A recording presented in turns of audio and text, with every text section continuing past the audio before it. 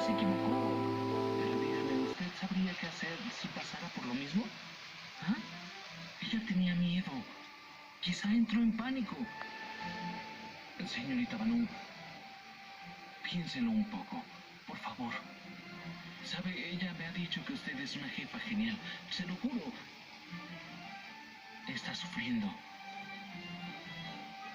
Por favor, la puede ayudar. ¿Ah?